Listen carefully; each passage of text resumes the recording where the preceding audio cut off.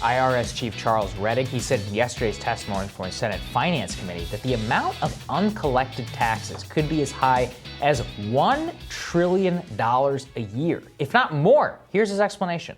Within the last 2 weeks, there was a report published that included two IRS researchers from our RAS organization that indicated that the top 1% of all taxpayers by high income account for as much as an additional $175 billion in the tax gap computations. And that's associated with their look at only two issues, which were pass-through entities and offshore income associated with the top 1%.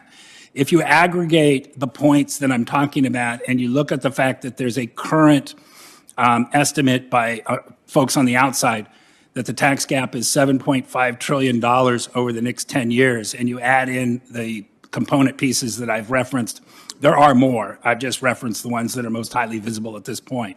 If you add those in, I think it would not be outlandish to believe that the actual tax gap could approach and possibly exceed $1 trillion per year.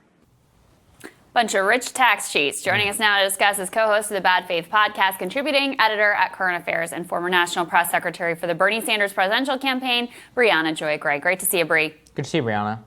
It's good to be here. Help us understand why this is significant. Yeah, so in contrast to the narrative that's spun by corporate Democrats and Republicans alike, it turns out the rich are not paying their fair share in taxes. And in fact, what some have argued is that this tax gap, the difference between what the rich owe in taxes and what's actually been recovered, could be used to pay for a substantial amount of the spending that Joe Biden has planned over the next few years. So yesterday, economist Stephanie Kelton pointed out that instead of engaging in this argument over how much to raise the corporate tax rate, which is rather absurd in and of itself, since Joe Biden is just talking about restoring them to pre-Trump levels, still some corporate Democrats are rejecting that. So why not focus the conversation more on the fact that even under the current tax regime, you could get trillions more in revenue if you actually just had the proper enforcement mechanisms in place? Yeah, you know, it's fascinating because one of the things that people often talk, obviously, about taxes, and there obviously is something we should discuss, especially like, should we put the tax rate at this or that? But tax avoidance is actually something that nobody ever seems to talk about. One of my favorite studies is that and this is actually an outside study, not like IRS funded or anything. For every $1 that you spend on tax enforcement, you get $7 back. It's one of the most economical ways to invest in the U.S. federal government. Yeah, so there's a lot of conversation when this comes up about how difficult it is to enforce the tax code and how it's just really hard and we just can't do it. And there's some people will even go so far as to argue that there's no point in raising corporate tax rates because they'll just figure out how to get out from having to pay. But when you look more closely, what you realize is that the IRS has been dramatically undersupported, underfunded, and under-resourced, and going up against, yes, the richest people on the planet who, of course, use their money to make sure they have the most high-powered, expensive lawyers in the world to protect their wealth. And the reason that the very wealthy are investing so much in that legal infrastructure and the lobbying efforts, by the way, to make sure that IRS doesn't have the support that it needs is because it knows how much money it's worth saving to make that initial investment. And it's time for the U.S. government to put the same interest and money behind recouping that investment because, to your point, Sagar, it really, really pays off. I think for every, I was reading that for every hour of the IRS's pursuit of the uber wealthy, as opposed to the income bracket that they often focus on, which is the $200,000 to $400,000 a year bracket. Every hour spent on the uber wealthy results in thousands and thousands of dollars of proceeds if those IRS employees are properly resourced. Yeah, so you have a system where basically the rich are able to write the tax code they want. They're able to write in the loopholes that they want. They're able to hire lawyers to make sure that they can exploit those loopholes. And then even when they go beyond what they've rigged the system to legally be justified to do and are just literally cheating, the IRS does not go after them nearly as much as they do upper middle, and lower income people. So the number of millionaires that the IRS has been auditing has been precipitously falling too. So here's the numbers. This is from ProPublica. We can throw this tear sheet up on the screen. In 2010, they audited 32,000 millionaires. By 2018, that number was just over 16,000.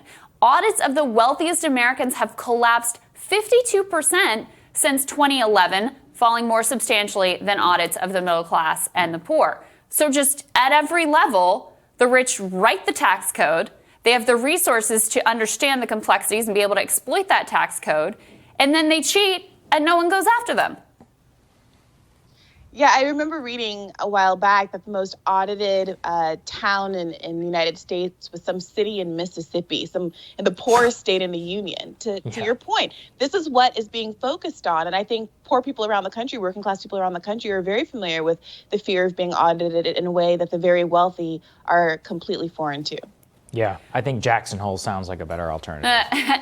Bree, the other thing that I wanted to get your thoughts on is I think the framing around increasing taxes on the rich and corporations has been handled in entirely the wrong way from the Biden administration. This gets back to the Stephanie Kelton point of they're framing it as just a necessary evil almost to pay for these good things in infrastructure, when actually it's a good in and of itself. Increasing taxes on people who haven't been paying, or increasing enforcement, actually having corporations pay any taxes at all to help to rebalance the economy, that is a good and an end in and of itself. Speak to that concept, because I think the whole framing of we need to raise X amount of dollars to fund X amount of infrastructure is wrongheaded to start with. Yeah, so as Stephanie Kelton pointed out yesterday in that same thread, you don't have to be an MMT, a modern monetary theory kind of zealot, to appreciate the fact that infrastructure spending results, for every dollar you put in, you get $3 out of the economy, right? This is what, as austerity hawks, neoliberal heroes like Larry Summers have argued. So the whole point of infrastructure spending is that it provides that kind of enriching public benefit to the economy, and you get more out of it. Moreover, Kelton's consistent point is that we should not think of the U.S. budget as a household budget. That's just not how it works. America is the prints its own currency, obviously. It has a monopoly on its own currency. So your only concern in when you're talking about deficit spending is inflation. And the point that she tries to make, or that she makes very compellingly, is that inflation historically doesn't come from the kinds of